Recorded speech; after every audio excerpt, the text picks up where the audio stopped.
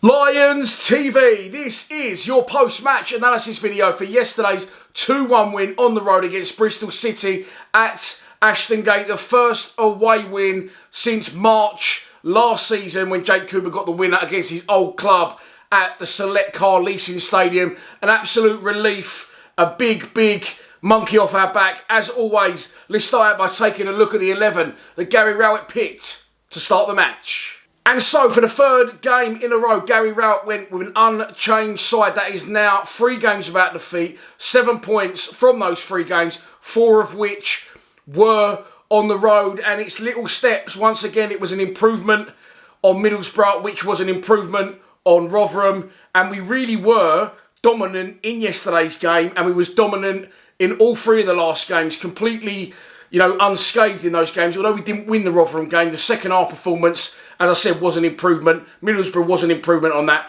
And then yesterday, of course, would have been our best away performance so far this season because it's the only 3 points that we've got. But we could have won by more. My best mate said to me today on the phone, we was unbelievable yesterday. And I don't think we was unbelievable by any stretch. Unbelievable is, in my opinion, a Mo Salah hat-trick in 6 minutes and winning 7-1 away at Ibrox. That's an unbelievable performance. But for the level we're at and the level we had been at, I think that was more than a good performance. And as I said, we rarely, although they did score and it was an own goal from the skipper, Sean Hutchinson, we were very rarely threatened by the opposition, in my opinion. Another mate of mine I spoke to on the phone yesterday said, I can't work out whether, we're doing well or the teams we're playing are just shit. Look, I think we've won something like 7, 8 games now. 8 games, I think it is. So I'm going to say this. Don't take anything away from Rowett and the players. We are where we are again, 10th in the division. Not a million miles off the playoffs. So we can't, every time we win a game, say, well, they were shit. Because I just think, as a whole, and this isn't a criticism of us, it's just a criticism of the league in general. I feel this is one of the weakest championships in a long time. And I just feel the standard is not maybe where I expect it to be and where a lot of you expect it to be. So, look, it was a good 3 points, an improvement again. And we're now sitting in a really good position, not far off the international break. Looks like we can sit back and enjoy, depending on England's performances, the World Cup. But look, let's get into the game. It was an unchanged side for the 3rd game in a row. Okay, he didn't change it. I thought he may have done. I know he likes Mason Bennett, and when he's fit, he does hurt opposition teams. So it will make sense to get him back in at one point. But when the subs come on yesterday, you could see Shackleton, you could see Styles. They were chomping at the bit, really determined to try and get back in that starting 11. It's competition for places, and that's what can make a team and the squad and players in particular thrive. But look, for me, the front 3 still doesn't work. Bradshaw, I'll tell you everything I need to tell you about Bradshaw. And you could argue the same for Bury and Volksammer, I suppose. You ain't going to put a player in, they're going to go, oh yeah, they ain't played for a month, they hardly kicked a ball. Oh, they had a terrible game. It's going to take them time, like it takes a team time to gel, to get into the swing of things. And regardless of what some of you say about Bradshaw, and a couple of misses he did have at Rotherham, it takes time. But what he does do is, he makes the right runs, he gets in the right positions. And given the chances, eventually, he will score goals. And that's exactly what he did yesterday. And I'm over the moon for him. He got off the mark. Goal aside, I thought we had a really good game. The other 2 in the front 3, Tyler Bury is an impact player, in my opinion. And I didn't feel Fleming had a great game yesterday. You may think, what? But by Fleming's standards, I don't think he had a great game. But he comes up with that moment of magic, that moment of sheer composure to get us over the line. So I haven't got a problem with that, and that's what Bury also did in the build-up for the first goal. However, you can't have too many passengers in a team, and you can't say he's got to be on the pitch for that one moment. You can live with Fleming doing that, or one player doing that, but not too many. And I think it's time now. It may be harsh, but we've got a lot of games coming up, of course, midweek at home to Watford, and then next Saturday at home to West Brom. I think it may make sense to take Tyler out for now, give him a little break, because he isn't great at tracking back. He is a little bit up and down, he seems, with his moods, and his game will depend on how he gets on in those first 2 or 3 runs. His shoulders might drop, his head might drop. On the other wing is Andreas Volksammer. Now, he's divided opinion as well. Looked really good when he come on, as I said before, as a substitute when he played central. And then I weren't really having him. But he's been playing right wing, and he's been signed as a centre forward, playing on the right wing. Complete opposite to Bury, in my opinion, with Volksammer. He's very Millwall-like, he's very industrious, he tracks back, he works very hard. But I just think in the long run, and I could be wrong because we've got as I said, 7 points from our last 3 games. He's more of a centre forward. And I'd like to see him play there, but we only play with one at the minute, and for me, Bradshaw's doing well. So I just feel that maybe a Honeyman coming on that right-hand side there, or, as I said, Bennett on the other side. I don't know, I feel we may change it Wednesday, but he can't really win. If he doesn't change it and we lose, people will say he should have changed it. If he does change it and we don't get the result, people will ask why he changed it. So there you go. It's not an easy job, especially for Gary Rowett as Millwall, and I don't think us fans help at times. But look, yesterday's game, again, we started very, very slowly, and I'm only talking about the first sort of 5 minutes. Fantastic following yesterday from our fans. Great noise made, even before we was winning the game. Even after Bristol City equalised. But despite what the crowd did, it still couldn't get the lines going early. And I'm talking, as I said, very, very early in the game. But just keep giving the ball away, sloppiness, bad defending, not pressing enough. And they get a chance where the ball comes in from our left-hand side and their centre-forward takes a swipe at it, a fresh air shot. And if he connects with that, we're probably in the same situation that we've been in a lot of away games this year, and we're 1-0 down.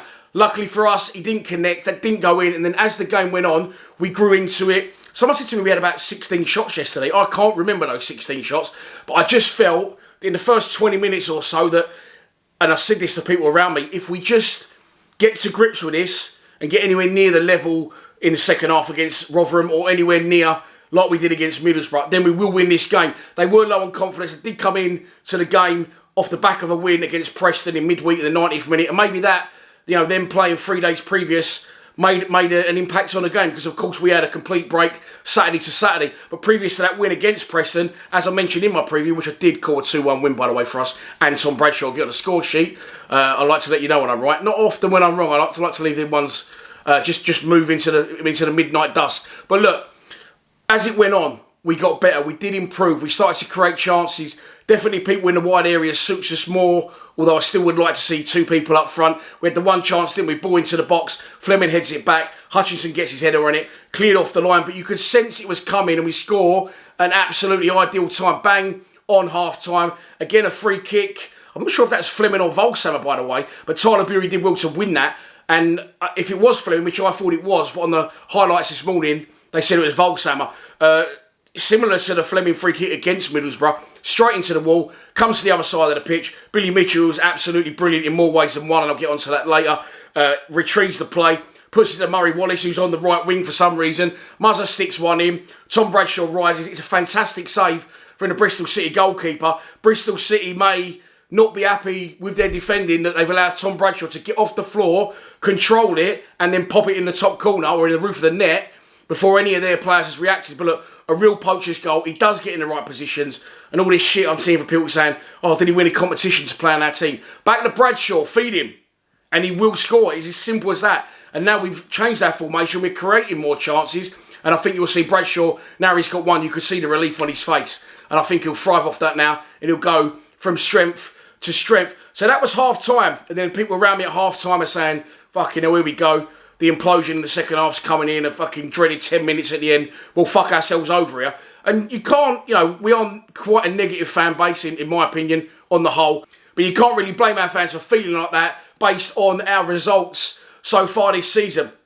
But we start all right again. We're coming forward. We seem in control of the game. Billy Mitchell and George Saville again, because they're getting game time together. That partnership goes from strength to strength, and they're controlling the tempo of the game. But then something weird happens. We start to drop.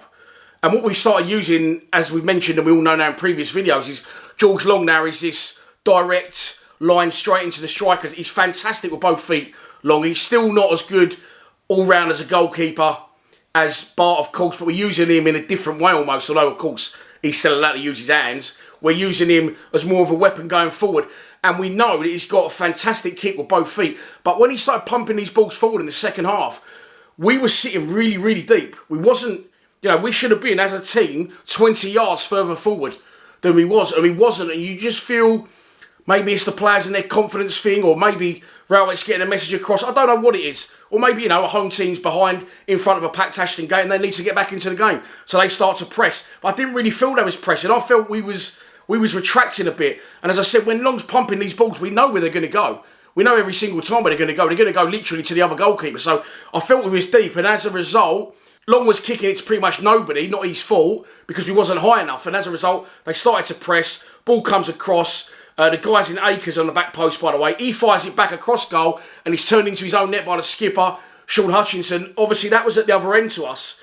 And I thought at the time, I knew it'd gone in, didn't even realise it was an own goal. People around me saying it was a Cooper own goal, but it turned out to be Hutch. I said in his defence, oh, he's probably, if he hadn't attacked that in, he's probably got a Bristol City player on his shoulder who's going to tap that in. On reflection, on seeing the highlights, he didn't have that. It was a difficult ball to deal with, and it'll be disappointing, Hutch, but it's no coincidence that despite going forward at the back, we've improved once again as a side with him and Cooper as that central defence pairing. It's good to have the skipper back in the side.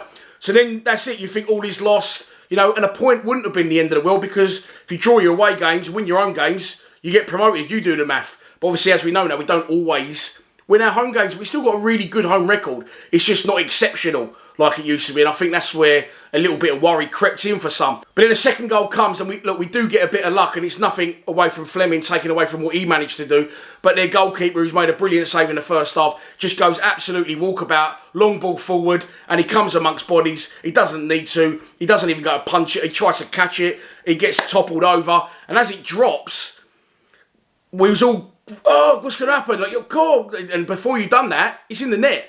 Fleming is absolute cool as a cucumber. I've never said cool as a cucumber in my life. I don't know where that expression, why is that as cool as a cucumber? As cold as ice, it's a lot cooler than a cucumber. But anyway, it drops down, and Fleming, without thinking, he just passes it into the net. And yes, it was an open goal. And yes, people will say that was a tap-in. It was instinct, yes, composure as well. And there was a Bristol City defender literally sort of towards the post nearer our fans. So it's just instant composure, just quick train of thought, just passes it into the net. And then it's going in fucking slow motion as well. But he was already off, Fleming. He's already ready to celebrate. And that's his 5th goal in 5 games. And then after that, again, I thought we don't look in danger here at all. Just keep doing what we're doing.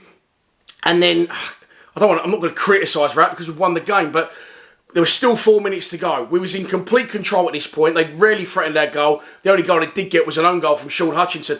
But then Rowett goes 5 at the back. And then the ref holds up, or the 4th official holds up 6 extra minutes. So now we've got to defend and go 5 at the back for 10 minutes with a 4 plus a 6 additional. You do the math. And I was just worried after that. He didn't need to do that, in my opinion. We should have just kept it as we was, because we was in control of the game. We was dictating play, and they was really threatening us at all. And luckily for us, it worked out. But again, at that point, we dropped so deep, we wasn't even, venturing into their half. And I just thought, with 10 minutes for any team at any level is a fucking long time to try and hold on. But we did hold on. We nearly score a third. Of course, we break away. And if you haven't seen my full-time reaction, if you follow the channel, I'm guessing you probably do. It's had good views. I turn the camera on, and this can happen sometimes. You get a little bit of bonus because I turned it on to do the full-time reaction. We break away. Ball squared, I think, by Shackleton. Or was it Danny McNamara? I still can't work out who that was that squared it to George Saville. As he goes to pull the trigger, he's pulled down. Penalty. Bcfc on as a sub. Scored there last year, of course, against his old club. And this time he doesn't manage to do so. So we're hanging on. But we do hang on. Not really hang on. We was comfortable, as I said, with 4 at the back. A little bit more defensive with 5 at the back in the last 4 minutes plus 6 additional. You can understand why he's done that. But, we held on. We got that first away win. And as I said, it's slow improvements, ever so slowly. Everything's working fine for me now. Billy Mitchell, by the way, is my man of the match yesterday. Again, absolutely fucking different class. I don't know how quick he is over 100 metres. I've never raced him, and it would be no good test against me anyway. But his ability to close that space, to get to their opposition, is fucking frightening. And he's making things happen coming forward. He's also, when we've conceded that goal, and that's what I wanted to mention when I said it earlier, when they've scored, our heads, and this happens a lot to us recently, heads are gone. Packed Ashton Gay, as I said, Billy Mitchell is turning around going, fucking raise it, keep your fucking heads up, to every single player. Future Millwall captain, I thought he was brilliant. People now, he's gone from the villain to the hero, and people going, oh, he's turned it around. He's always been that good, by the way. So I don't know what some of you have been watching, but he's always been that good. But look, we get the win, we get the 3 points, and it feels like something's starting to gather now, doesn't it? It feels like a bit of momentum's starting to build. Again, this isn't a criticism of Rowett, but it's something I keep meaning to mention, and I haven't mentioned until this point. I've been saying it, you've been saying it, we've all been saying it for about 2.5 years. I actually put a video out about 18 months ago, must be 18 months, 2 years, could be even longer, said, stop playing 5 at the back, it does not work. I don't think I put the does not work bit in because you only get 100 characters on YouTube for a title, but stop playing 5 at the back. And Rowett wouldn't listen, he wouldn't listen, and when he gets near to maybe getting the chop, or maybe, you know, the fans turning on him, he always does something, couple of results, gets himself out, and then he goes back to his old ways. So I know he's a football manager, and I know we're only football fans, and we should leave it to the experts, but why has he waited so long? I know he says that he isn't on social media, so there was no fan pressure there, but I'm sorry, he must have realised what was going on. Word must have filtered back to him, and I don't know why he's left it so long to play 4 at the back, but I honestly feel that us all having a scream up, yourselves included, has filtered through to him, and now he's done it. Is it stubbornness? I don't know. And as I said, he's the fucking expert, but it didn't take an expert to see that 5 at the back wasn't working, and it went on way too long. So why not just realise things a little bit earlier, Gaffer, and then we could even be potentially better off. But look, I've got no complaints for the last 3 games. As I've said, have we been playing bad teams? Well, it doesn't matter, because if we play 20 bad teams, it means that we're going to end up on the right side of the table. We're just better than some teams in this division, but not as good as others. And I feel there is a little gulf now as well. I feel there's a little sort of a top 4 or 5 that are a lot stronger than the rest. And I said, as a whole, the majority of the championship this year, I'm not impressed by it. Having said that, you can only beat what's put in front of you, and I'm not holding the team or Rowett accountable for any of what I've just said. We've dominated the last 3 games. I've got absolutely no complaints about it. I thought it was a great performance yesterday, very professional. And we move on now to Watford in midweek. Here's the catch. People saying, oh, the next 6 games, we've got teams all in and around the bottom 6. Yes, but don't forget where we was near to the relegation zone, and now we're about 3 points off the playoffs. I think we're only 14 games in. It's very early in the season. So don't be fooled by Watford and be fooled by West Brom. Watford beat, who they beat yesterday? Norwich 2-1, and West Brom won away at Reading as well. Don't be fooled by those positions. These are big clubs with multi-million pounds worth of talent. I think we might know one of West Brom's players. But look, don't be fooled by that. As I said, anyone can beat anyone in this division. I think Blackburn Rovers in their last 12 games have gone win, lose, win, lose, win, lose. So, as I said, it is an old cliche, but anyone can beat anyone in this division. So, let's keep focused. You know, we've beaten Bristol City yesterday. We beat Middlesbrough. We drew against Rotherham. But Watford and West Brom will be 2 very big tests. I feel we're going to have a little edge on the West Brom one due to obvious reasons. But let's just stick behind them now. It's looking a lot better. Fair play to Joe O'Mara, by the way, because when we did the podcast a couple of weeks ago, it was at the point where everyone was just saying, I've had enough now. And Joe said, give him 2 more games. And in those 2 games, we got 4 points. And then we won again yesterday. So, look, back to our away days I remember them used to be. And there's loads of content up on the channel. Really, really enjoyed my day. And yeah, just really, really good. Great fans, great singing. Fantastic day out, fantastic 3 points. Long may it continue. I'll be back tomorrow because, of course, we are playing Watford on Wednesday for a preview. Then Tuesday, you'll get score predictions for Watford. Wednesday, we'll be at the Watford game, of course. Thursday, you're going to get a post-match for Watford. But Friday, you're going to get the West Brom preview. That's because on Thursday, I've got the biggest Lions Lounge ever booked in for 4 p.m. on Friday. I won't tell you who it is, but there will be a trailer out for that next Thursday at some point. I'm waffling. Go and watch Liverpool Man City. You've probably already watched it by the time this has gone out. Please subscribe to Lions TV. Enjoy the rest of your Sunday. Come on, you Lions.